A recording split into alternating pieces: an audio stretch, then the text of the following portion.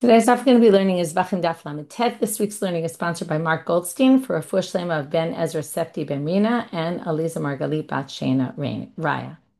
Today's daf is sponsored by Aviva Appelman in loving memory of her mother, Florence Appelman's second yahrzeit. We're going to get started today. I'm going to do a review of the very end of yesterday's daf, and it will kind of set us up for what we're going to do today. Kind of, always at the end of the daf, we're a little bit rushing, and now we'll be able to take some perspective and learn that well. So we started with this issue of dealt with the first part of the Mishnah, the chata'ot chitzoniyot, the ones that the blood is brought on the outer altar, the regular sin offerings. Beit Shammai holds one nitina, Beit Hillel holds two. I'm sorry, Beit Hillel holds one, Beit Shammai holds two. We're really dealing with Beit Hillel's shita of one. That leaves three that are not as critical because once the first one's done, right? We already learned in the Mishnah there's no pigul in the other ones because the main atonement is already done. It's not a critical part. And what we saw yesterday was this Rabbi Yochanan and Rav Papa who set up this distinction, right? Rabbi Yochanan mentioned three halachot, where two are like the original placing of the blood, the first one, and in one way it's totally different. And Rav Papa set up 8 ways in which they're similar to the other bloods, and 4 ways in which it's different. And we're now focusing in, zooming in on one.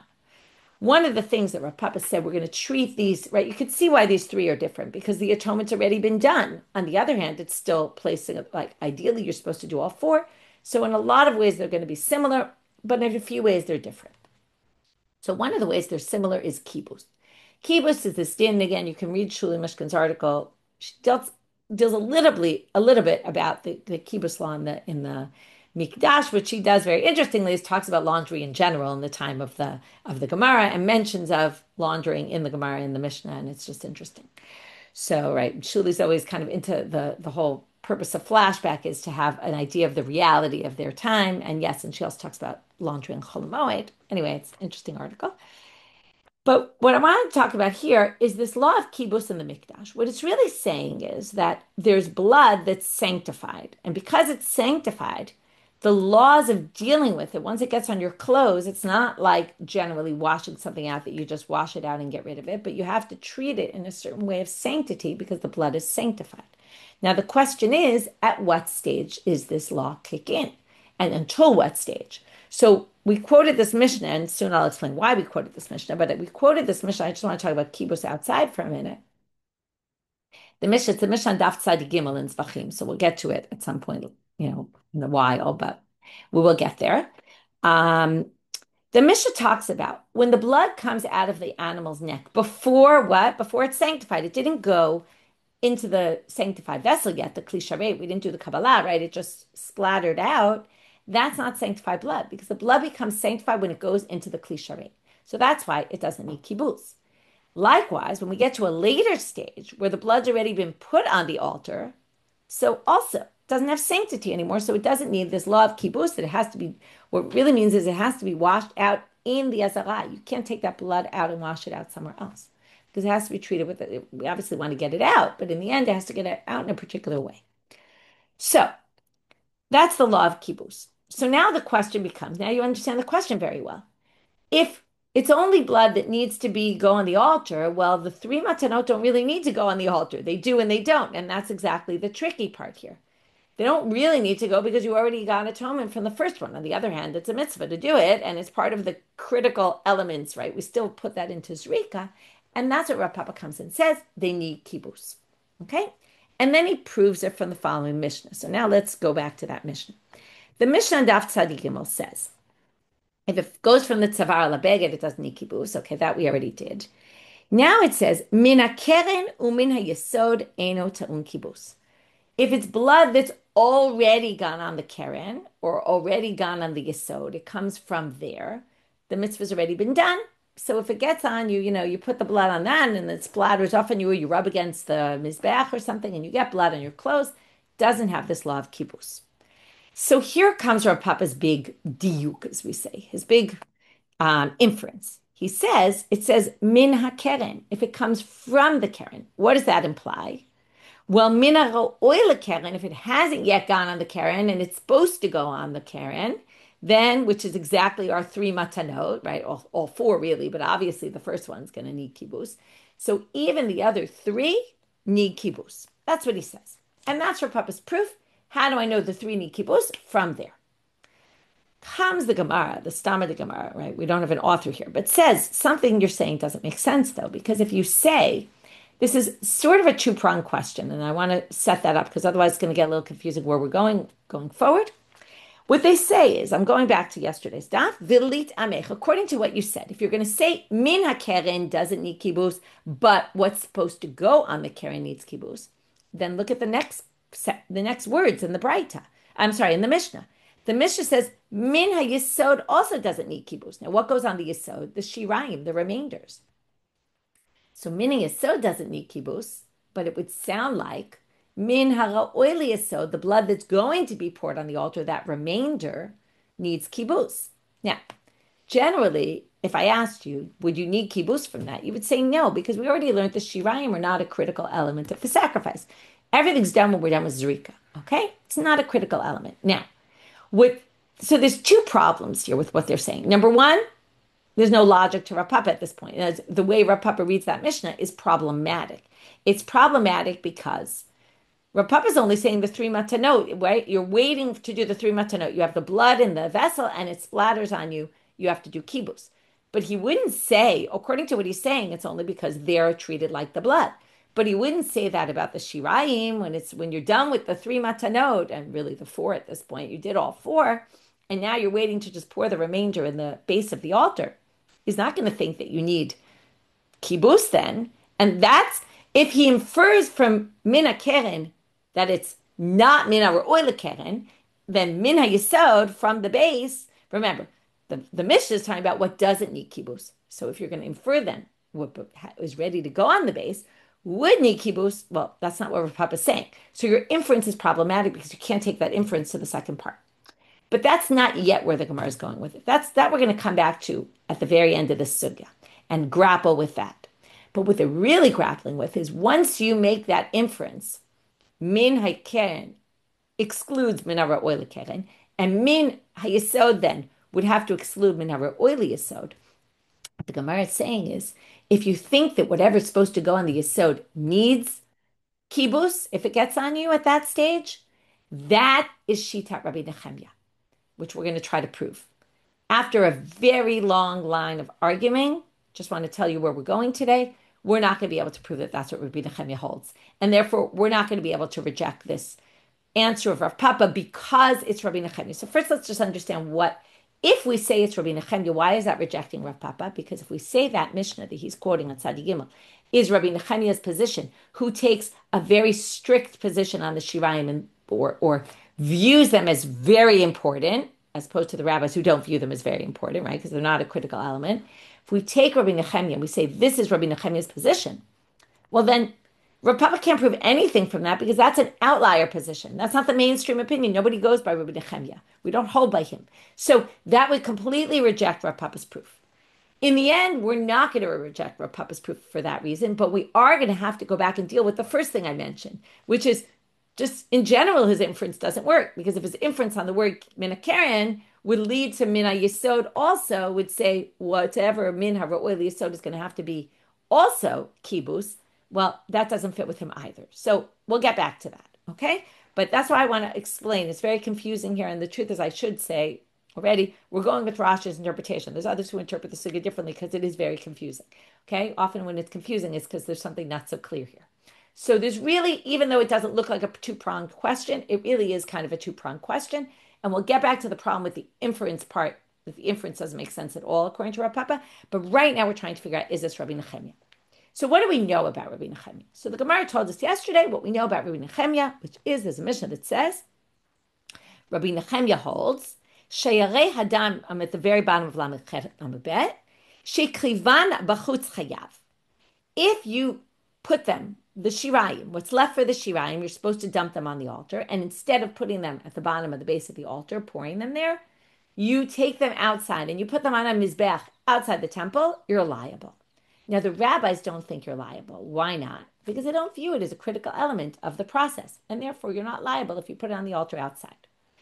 But Rabbi Nechemia holds it is. So we're going to assume now what the Gemara is saying is if there's this position in this bright, if we take Rav Papa's inference seriously, that min hakeren and min hayesod comes to exclude whatever is standing to be put on the keren and put on the yesod, which is the three matanot and the blood that's going to be poured on the yesod, needs kibus, needs laundering, then what? It would stand to, if we say that must hold by some extreme position, like Rabbi Nechemia, who in general treats the blood that's going on the yesod, the shirayim, these remainders, as significant. Okay, gefet, which went up in Hebrew yesterday, hopefully it'll be translated into English, but right now it's in Hebrew on the site for those who want to listen. Rabbanit kind of Dreyfus sets up this very interesting, if you think about it from a machshavti perspective, from the thought, what's going on here? It's this way of treating remainders, right? How seriously do we view remainders of sanctified items? Do we say, oh, it's just a leftover and we have to just get rid of them, so we'll get rid of them by pouring them in the base of the altar? Or do they have real significance because they're remainders of sanctified items, right? Do we view them as just remainders, or do we view them as remainders, right? They're serious. It's remainder of serious items, sanctified items. We can't just treat it, right? So the level of how we treat this is really at the root of the machloka between Rabbi Nechemia and the rabbis. So Rabbi Nechemia says, you offer it outside, you're liable.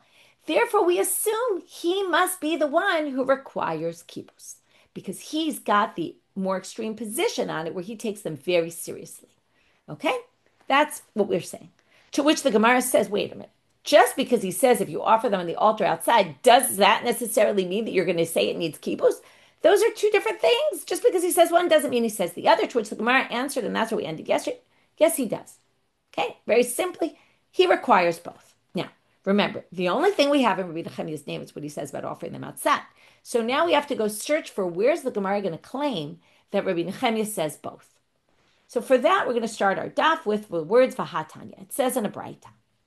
Hatanya often is, but it says in a Braita as a question, but sometimes it comes as a proof, and that's what they're saying. This is supporting our answer, yes, he does hold both. Okay, but remember, I told you in there we're not going to be able to prove this, okay, just so you know where we're going. In the end, there's no way to prove what Rabbi Nechemia holds about kibus for the blood that's going to be the shirayim, that remainder that's going to be poured on the base of the altar. In the end, we're not going to be able to prove it, but we're going to try.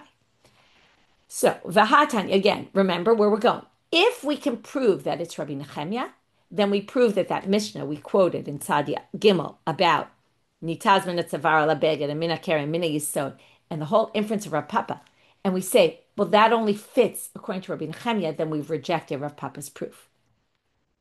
So, Vahatanya, here goes our Braita. Damim hatuunim yisod. Okay, this is going to be very clear.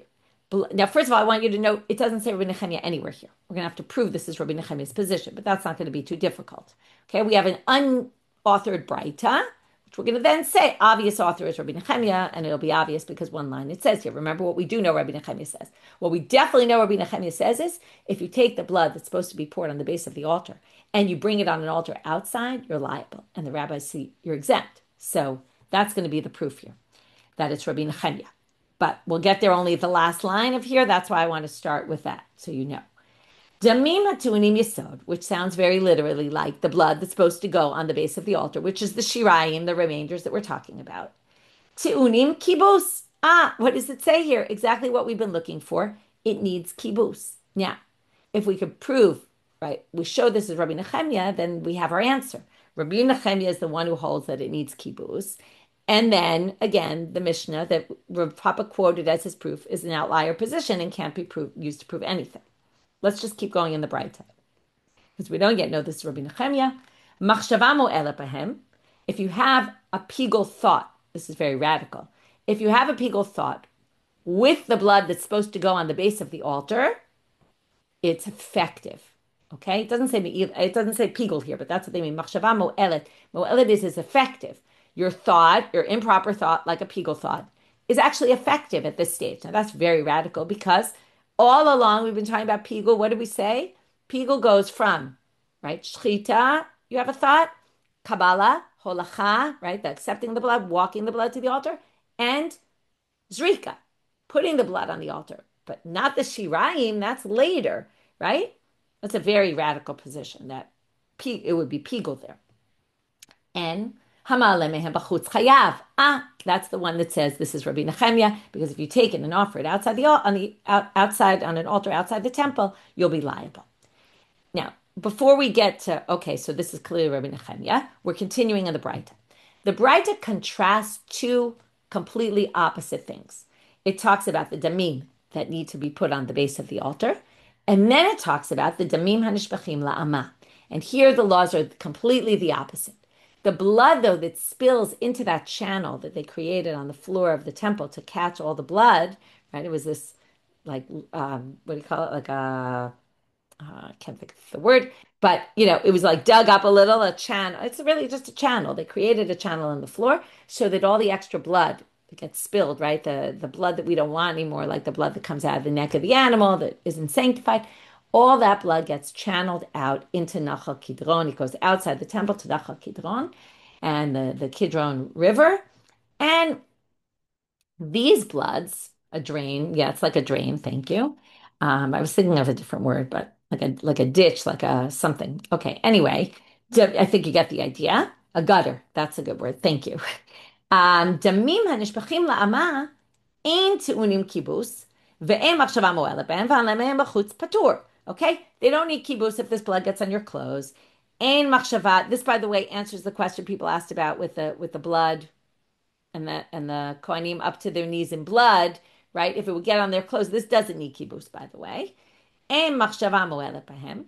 If you have a pigul thought about that, okay, obviously it's irrelevant. And ma'alemehem b'chutz patur. If you were to take them and put them on an altar outside, now, don't go doing that. But if you would, you wouldn't be chayav because they're not something that's supposed to go up on the altar. I mean, now it's true we did on Pesach, they were supposed to go on the altar, and there's a whole other thing, but that's a kind of exception. Okay, so anyway, now they say, Man Shamalei. How do we know the author of this Breita? And as once we could prove the author of this Breita is Rabbi Nechemia, then we know what Rabbi Nechemia holds about kibus, and we're good, right? And that will reject Rav Papa's proof from that Mishna, because we're going to say that Mishna follows Rabbi Nechemia. Now, Man Shamalei, I already told you this, but now the Gemara is going to say it. Man shamat damar ma'alemehem b'chutz chayav, Rabbi Nechemia, v'ka'amar ta'un kibus. Okay, very simply, the author of this Breita must be Rabbi Nechemia because he's the only one who says that if you take the blood that's supposed to go on the base of the altar, and right again, that's just the remainders, the shirayim, and you put them on an altar outside, you're liable. He's the only one who holds that, and the same person obviously then says it needs kibus because that's what it says in this Breita. And then we basically prove that Rabbi Nechemia does hold kibus. And as we said, he only holds you offer it outside. Who's to say he says the same thing about kibus? And in fact, he does say the same thing about kibus, and we've proven that. However, you already know that I told you we're not going to prove that in the end, because now we have a problem with this Breita, though. We discussed three things in this Breita, okay? Two right now fit very well with Rabbi Nechemia. But one doesn't make sense at all, and that's the pigul one. V'hatanya, Yatzu shirayim v'haktarat imurim she'em makvin et hakapara she'em machshava mo'elet behem. But there's a Breita that says shirayim and the burning of the parts of the body on the altar, the parts that get burned, don't affect atonement, right? They don't prevent. If you didn't do them, you're still going to get atonement from that sacrifice. And therefore, these are exceptions to the rule or exceptions to other things in the temple. That aim machshava mo'elet behem. There's no me'ila in these cases. Okay, those are parts that are not critical, and there's no me'ila. So it can't possibly be. Nobody thinks that there's me'ila in the shirayim, even if you say it needs kibus, and even if you say if you offer on an altar outside, like Rabbi Nechemia, nobody thinks there's pigul. Like I said before, where do we have pigul ends its zrika? Not the shirayim, definitely not. Because remember, what does shirayim have to? What does pigul need? It needs to be done during one of the actions that's a matir that permits something else. The shirayim doesn't permit anything. It doesn't release some prohibition on something like the meat to be eaten or the meat to be burned on the altar. It doesn't do anything. So, I mean, it's just something you need to do, but it's not a matir. So there's no pigul according to anybody. So now we're stuck. That Breita makes no sense. So what we're going to have to do is say that the Breita is not what it appears to be. It said tu'unim yisod. Tu'unim yisod doesn't really mean tu'unim yisod. In which case, what? This has nothing to do with the shirayim. In which case, this is not proving anything about Rabbi Nechemia. And that's really where we're going to go. But we're going to have two stages of it because we're going to try to say it means something else. And then we're going to have to adapt that and say it actually means something else. Okay, we're going to try one. It's not going to work. And as we're going to substitute, instead of the word damim matunim yesod, we're going to say it's something else. And again, we're going to do that twice. First, we're going to say it's the shalosh matanot of the chatat, these three matanot that we've been talking about. That's not going to work. And then they're going to say something else. And then where are we going to be at the end of all that? It's the end of the question we ended with yesterday's daf. We're going to go back to, which is just because Rabbi Nechemia said, doesn't mean that he holds that it needs kibus, in which case, by trying to reject Rav Papa on account of the fact that he brought this Mishna to prove, and the Mishna is just Rabbi Nechemia, we're not going to be able to prove the Mishna is Rabbi Nechemia because we're not going to be able to prove what Rabbi Nechemia holds about kibus. So it's not going to help. Okay, so it's not going to help reject Rav Papa. In the end, we still have another problem with Rav Papa, which we'll have to deal with. But that's what we're trying to do right now. So now goes our substitution. Kitanya hahi b'shalosh matanot shebechatat. When it says damim matunim yesod, what it really means is the blood, not really that, well, right, it does need yesod, those three matanot, but it also needs three placings on the altar still. So the Gemara obviously asks the obvious question. Yachi tunim yesod lekeren azli. These aren't tunim yesod, they're tunim keren, right? They need to be put on the corners of the altar, not now also on the yesod, but we should call them by their proper name. They're damim hatunim keren. So they say ema nit anim yesod. Okay, this is a partial solution. It says, well, they're needed to go on the altar, on the base of the altar, meaning down the road they'll also need to go on the base of the altar. In other words, let's just say it this way: the set of three matanot, right? It fits into two sets. The case of three matanot is also tunim keren. It's also tunim yesod, right? It needs both because first you're going to put them on the keren, then you're going to put them on the yesod. So if we change it to nit anim, it's more of a passive word. It also needs that. Sort of that's how they explain it. In the end, we're going to reject this anyway, but it's an attempt. But now we have a bigger problem. Forget the wording, okay? Let's say we could get around the wording and that even though it says tunim yesod, it really means the three matanot that are supposed to go on the corners of the altar. But machshava moelet behen, we know there's no pigul, remember? And remember what Rav Papa said yesterday? Ha'amar, lo sharya v'lo mefagla v'lo ayla legavai, kiss sofan. Remember, Rav Papa said there's certain ways that they're like later bloods, right? Not the earlier blood like the one matana, but the way they're like other bloods of the, right? He says lo sharia, they don't permit anything. That's what we said. It's not a matir. And lo mefagla, it doesn't create a pigul situation. There is no pigul thought that you could do then that will make the korban pigul. It's not. You could have a pigul thought, but it's irrelevant. It doesn't do anything. And lo ayla legavai, that's totally irrelevant one for our purposes right now. But that's if you bring them into the after the first blood placement is done, and then you bring the blood into the inner altar, you don't actually disqualify the korban, and you don't have to burn the blood like you would for the first one. But anyway, the point is there's no pigul in this, and everyone agrees with that. So can't be that. So let's substitute something else. Ella. Now we are going to do tamim tunim yesod. It is the blood, the shirayim, but kitanya hi bedamim apnimiyim. It's not the shirayim of the regular offerings and the sin offering that goes outside on the outer altar. It's actually, we're going to have a stricter law for the shirayim, the remainder of the blood of the bloods that go on the inner altar. What are those? Remember, I spend the next few days on them, so let's go through them. The Yom Kippurim of the Kohen Gadol and the Seir, both the bloods go in the inner Hichal. They also go in the Kodesh Kodeshim. And they go on the altar there. We also, if you remember, and we'll get back to this, it goes on, you do 4 placements on the inner altar, and you do sprinklings. That's the achad, achavi achad, achavishtayim that we talk about. You do sprinklings. There's a bunch of different sprinklings that go on, okay? So there's sprinklings of blood in the Kodesh Kodeshim, on the kaporet, and there's other ones, okay? So that's those. There's the Paralim Dever Shel Tzibur. That's the communal sin offering. There's the Par Kohen HaMashiach, when the Kohen Gadol makes an erroneous ruling and then follows his own erroneous ruling. The communal sin offering is when the Beit Din makes an erroneous ruling and the majority of the people follow that ruling. Okay, all those, there's all sorts of, right, those are the main ones that go in the inner altar. So those, we're going to have a stricter rule about the shirayim, and this is going to be the law for the shirayim, what we just said. Now, Once we do that, again, and this is actually going to be the conclusion, even though we're going to ask some question about this. But again, what have we done? We said this is talking about the inner altar. Now, we're not talking about the inner altar here. Our whole thing is all about the outer altar, right? The bloods that go on the outer altar, the chatat, that was the whole first part of the Mishnah about the blood on the outer altar. And what we're going to say is, right, the three placements of the outer altar need kibus, right? The shirayim doesn't need kibus. And again, that even Rabbi Nechemia, now the problem is what? This source that we tried to use to prove, we don't know what Rabbi Nechemia says about these shirayim. But if we want to prove it from this source, we can't prove it from this source because this source is talking about the pnimiyim and not the chitzonim. So it's not relevant to prove anything about Rabbi Nechemia. So we're left with, if you wanted, Rav Papa wanted to prove from this Mishnah, and we tried to say, you can't prove it from the Mishnah, again, the one about from the neck, from the keren, from the yesod doesn't need kibus, but it would infer that before that it would, and you wanted to say, oh, that's Rabbi Nechemia. We don't know what Rabbi Nechemia says about kibus for the outer altar ones, because that's not what this bright is talking about. So now the Gemara says, wait, if you're trying to say that this Breita that we quoted, again, there's a few different sources we saw. The Breita at the very top of Lamed Tet Amud Aleph, which is Damim Tunim Yesod Tunim Kibus, and there's Pigul, and there's, you offer it outside your Chayav. If you want to say that's not Rabbi Nechemia, right? Because it's talking about the Damim HaPnimim, and maybe everyone agrees about that.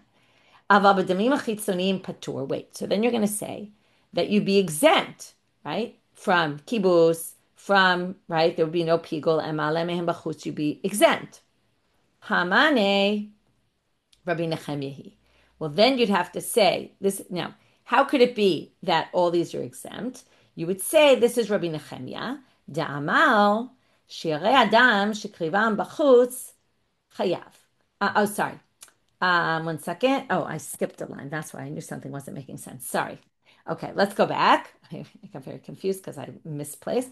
Okay, so now we're up to Kitanya Yibadamim Pnimim. Avabadamim Chitzoniyim Mai. So what would you say then? Damim Chitzoniyim what? Patur, you would say then it's exempt, right? Because our whole point is this is about the bloods that are gone on the inner altar, not the bloods that are going on the outer altar. But then wait a minute. If the Damim, now there's no problem with saying it's Patur, but if really it's going to be Patur, what should it say in the Breita? The Breita, if you remember, contrasted two things. What did it contrast? The Damim HaTuinim Yesod, which now we're translating as in the Chataot HaPnimiyot, the ones that go on the inner altar. And then we're contrasting it to the blood that's in that gutter on the floor of the temple, the Amah. But what should it, if we're going to say that this is only true for the blood on the inner altar, but it's not true for the blood on the outer altar, then wouldn't you think it should contrast it to the blood on the outer altar and say, this is the law for the blood on the inner altar that's waiting to be, the remainders of it? That's supposed to, I just want to remind you, yes, the bloods go on the inner altar, but the remainder always goes on the base of the outer altar, okay? Not that that's relevant here, but just so you know the facts, right? You put the bloods on the inner altar and you do the sprinklings and all the placements and everything, right? The 7 sprinklings, you do the 4 placements. But then you take the rest of the blood out and you put it on the outer altar on the base. That's what we're talking about here.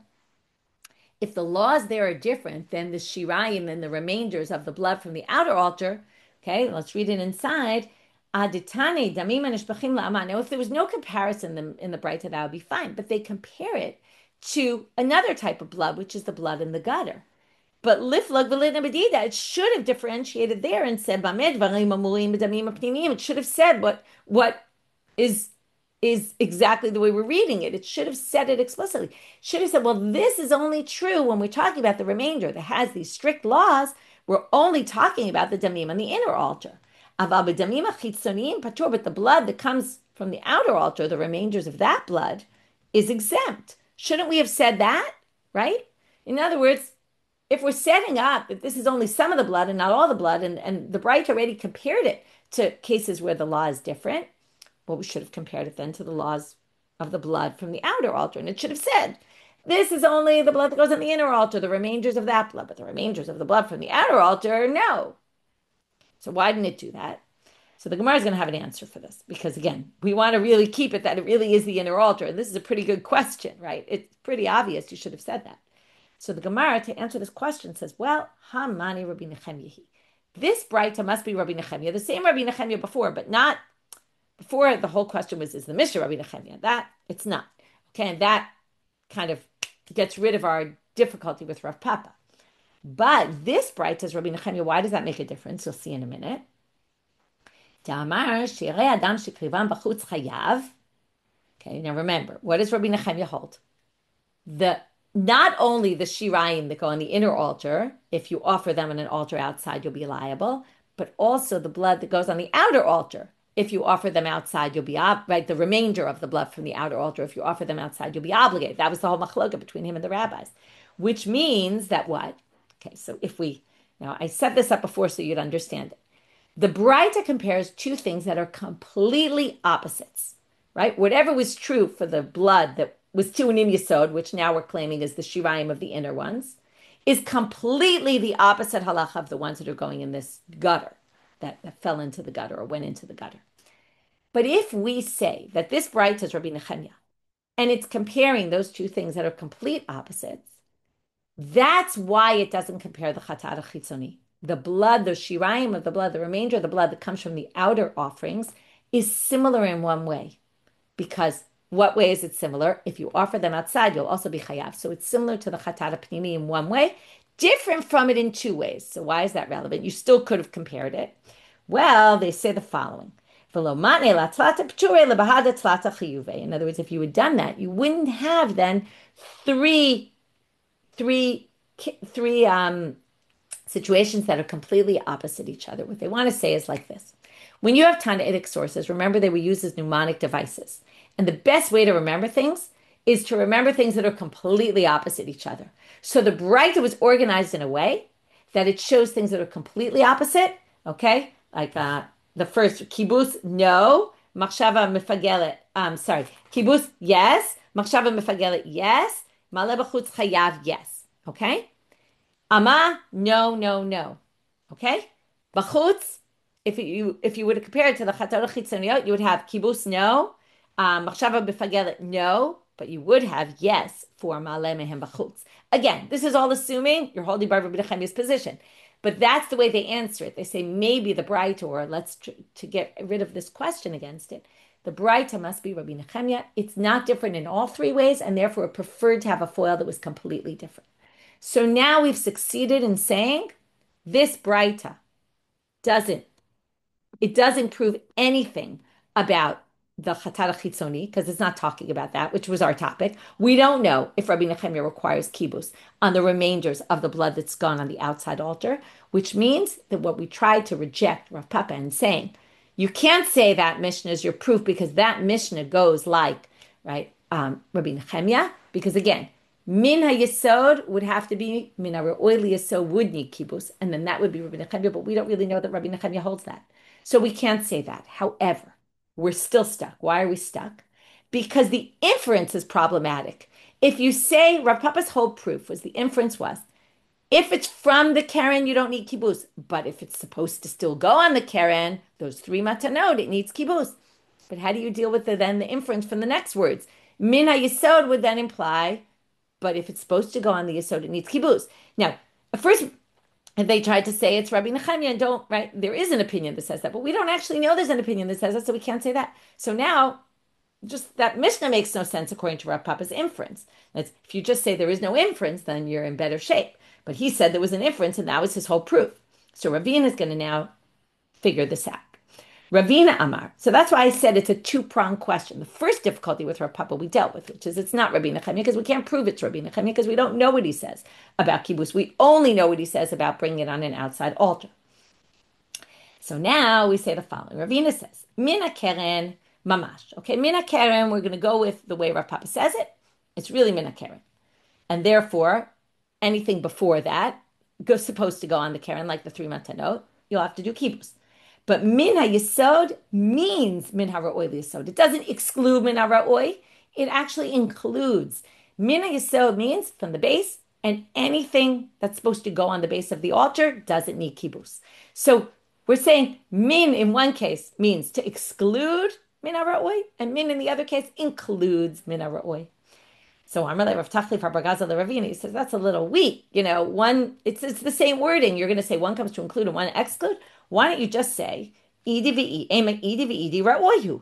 Maybe you'd say against Rav Papa that min hakeren and min hayesod includes min ha'ra'oy, meaning not the blood that's going to be sprinkled on the altar, meaning the three matanot, because the one, yes, obviously, but not the three, and not the blood that's going to be sprinkled on the yesod, or got on the yesod, or got on the keren. Maybe it means that. Now we go against Rav Papa. So he says, "Hi, Mai, why would you say that? Hashta ra'oy lekeren amart." It makes no sense to say that, because if you say the three matanot don't need kibus, right, when it's standing to go on the altar, you don't need ra'oy liyasod mebai. You wouldn't need to go on and say the blood that's going to go on the base, because obviously, if the blood at an earlier stage is not going to create a chiyuv of kibus, of laundering, then obviously at a later stage, when you already did the three placements, of course, it's not going to create a problem. So that would be completely unnecessary. And that's why in the end, Ella, he concludes with minakerem mamash, mina yisod, mina ra'oy liyasod. And the inference on minakerem is different than the inference on mina yisod. Mina yisod actually includes mina ra'oy liyasod. And minakerem says only from the keren and not what's supposed to go on the keren. And from that, we actually resolve Rav Papa's proof. So it took a long time. It was quite complicated. And the next daf is pretty smooth and quick. And you'll see Amud Bet's really short. So don't worry that we're still at the end of Amud Aleph. Okay. What we might want to do, although we're going to get off on lots of other things that are going to lead us into the next few dapim of learning, is this halacha at the end of the Mishnah. And from there, we're going to get all into these chataot pnimiyot that we've been mentioning, but now we're going to really talk about them.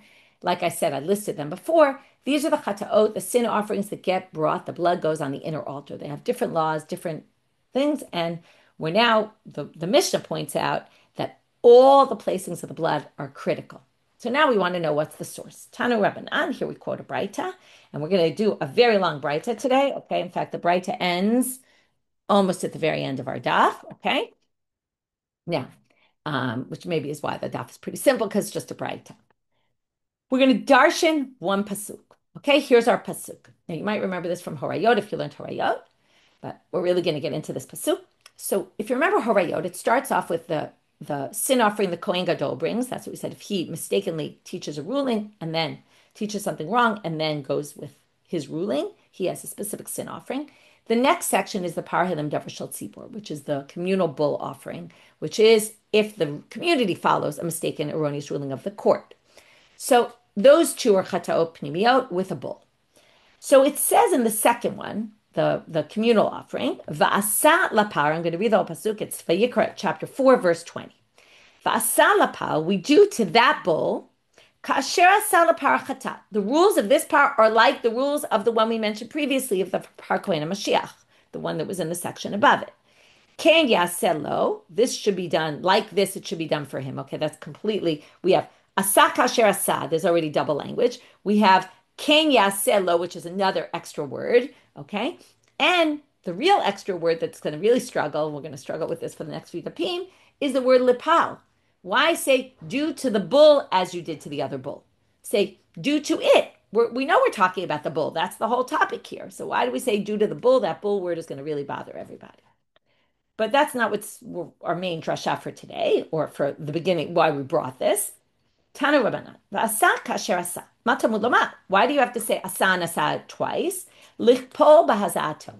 It's to double language teaches you have to do it. What do you have to do? The sprinkling. In a minute, we're going to say why specifically the sprinkling. Okay? There it says you have to sprinkle 7 times, and then you have to put on the 4 kranot of the altar. So it wants to tell you you have to do that. That's why it says asa kasher asa. Double language. So now they say, well, which matanot are we talking about? Because there's the 7 and there's the 4. So they say, if it's going to be one or the other, we're assuming you're talking about the 7. Why the 7? We're only going to understand this at the beginning of tomorrow's daf, which is there's other places where the 7 we know have to happen. And therefore, if it's going to be one or the other, we're going to say it's the 7. Now that wasn't what we're looking for yet. Matan arba minayin. How do you know? And here's the source of what we're looking for. That's our Mishnah. The Mishnah is talking about this 4 placements have to happen. They're critical element of the korban. Talmud lamar ken ya'aseh, the double language. Ken ya'aseh. Okay, the fact that they repeat, right? First, there's the double language asa kasher asa. Then they again say, Ken yaselo, this is what you should do to the bull. Well, that must include something else. That's the Matan Arba. So we could have ended here. Okay? And that's where Amud Aleph ends. But, well, almost. Now we get to this big line. Lipal. Okay, now we're off on a tangent because we brought this Breita for what we wanted it for, but we're bringing the Breita. We're not really off on a tangent. We're quoting the whole Breita. Now, why does it say the word lipar? I told you this is going to bother everybody. Now, we assume what's the bull? The bull, the paralim davar shel tzibur, the bull that you're bringing for the communal sin offering that was the topic of the thing. On the other hand, what's the problem? We already know we're talking about the bull. Why do you say the bull? You must be talking about some other bull. And they completely bring in something from totally different section and say lipar zapar yom kippurim. What we want you to know here is this bull is actually the bull that the Kohen Gadol brings on Yom Kippur, which has nothing to do with this section, right? That's in Vayikra Tet Zayim. We're in Vayikra chapter 4. And what it's doing is, now we don't know for what yet. We're going to get into that in the next few dapim. But it's comparing the laws of Yom Kippur, the bull the Kohen Gadol brings on Yom Kippur to atone for his own sins, is compared to the second par in the pasuk. Aseh lapal, kasher asa lapar chatat. What's the par chatat? The second par. This is the par. Okay, we're going to read right now. Kasher asa lapal, top of Amud Bet. Ze par kohen Mashiach. Okay, what we want to do here in the pasuk is we want to compare, even though we're in the communal sin offering, but we're saying in the middle of the communal sin offering, we say, do to the bull on Yom Kippur like you did to the bull, like the same way we do the same actions, which we don't yet know which they are. But we're going to learn the actions from the bull of the Kohen Gadol that he brings for his own sin offering. That's going to be also what we're going to do with the bull of the Kohen Gadol on Yom Kippur, his special sacrifice he brings. Ha-chatat. These are, like we learn from a hekesh, it's what we call a juxtaposition. Now we put the par and the par in the same pasuk. Again, the topic is communal sin offering, but we're actually comparing two completely different things. The par Kohen Gadol and the par Kohen HaMashiach, right? Then one is the par Kohen Gadol on Yom Kippur, not to be confused with the sin offering that the Kohen Gadol brings if he makes a mistake. Ha-chatat. Why is it called the par ha-chatat? We know which par they're talking about. So what's ha-chatat? What does that help us? Right? All of the parim are chatat. Elu sirei avodah zarah. Now we're making another comparison in this pasuk. And from here we're going to learn from, now what's sirei avodah zarah? You might remember this from Horayot. There's a section in Bamidbar, chapter 15, which talks about the community makes a mistake and does all the mitzvot, right? One of all the mitzvot, and then they say, what is that? Must be, it didn't say it explicitly, but it must be they worship avodah zarah. And there's different korbanot, it's a seir specifically.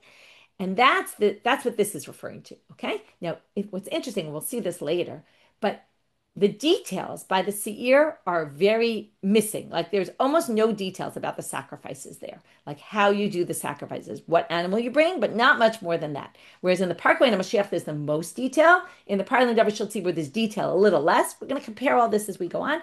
And what the Gemara is really attempting to do here is figuring out what we can learn from what. So that's why it's bringing all these things in the Pasuk.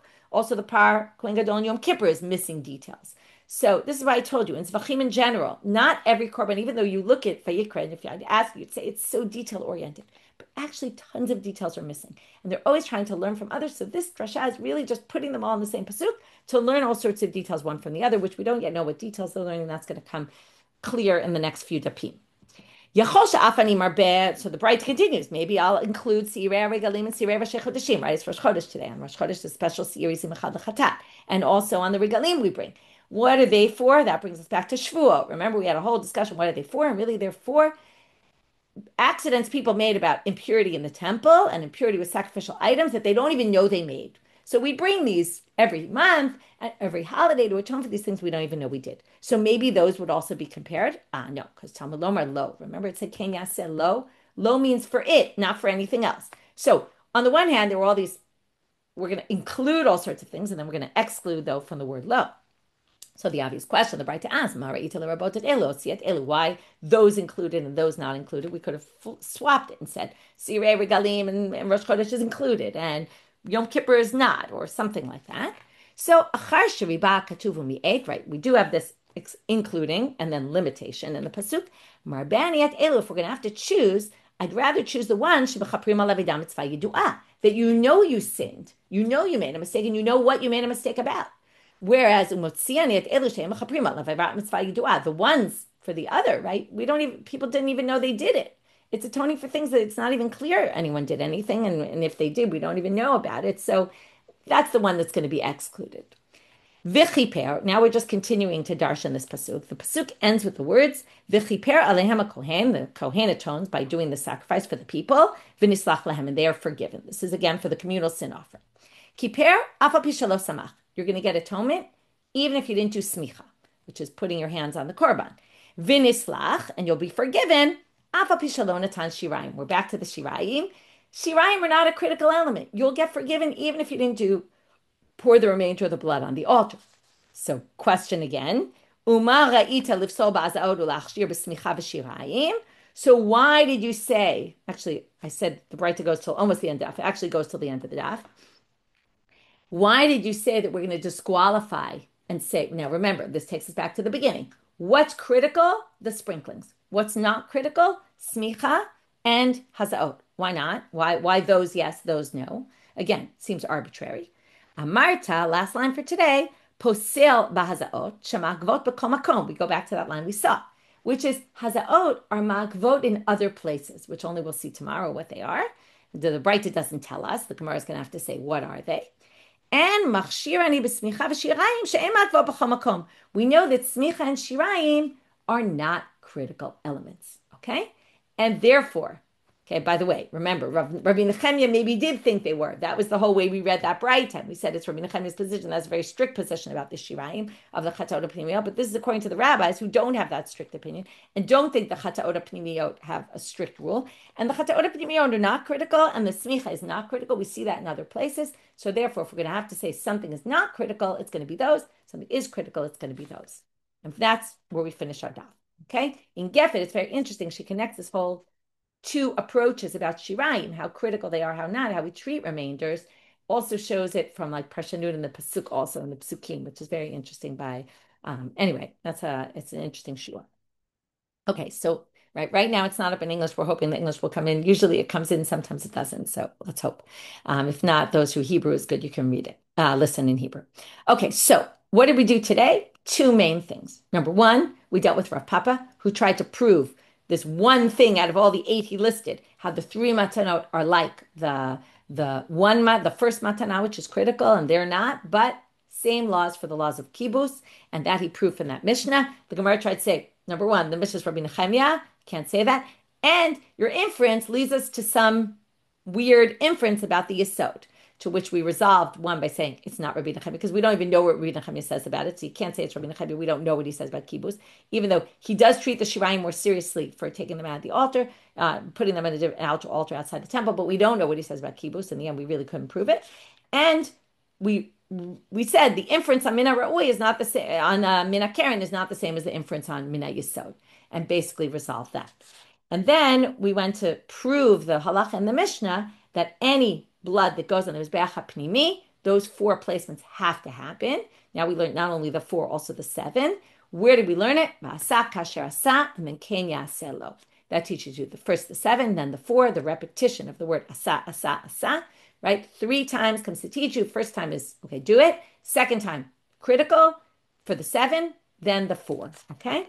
And then we went on to this other drasha, which is going to lead us off on what are these comparisons of that somehow this pasuk makes reference to the Parkoin Mashiach, the Shiur of Azara, okay, and compares them to the Parkoin Mashiach. And what are we using these comparisons for? We don't really know yet, but it included those. It didn't include the Sirei Avodah, the Sirei Regalim and Roshei Chodashim, and we explain why.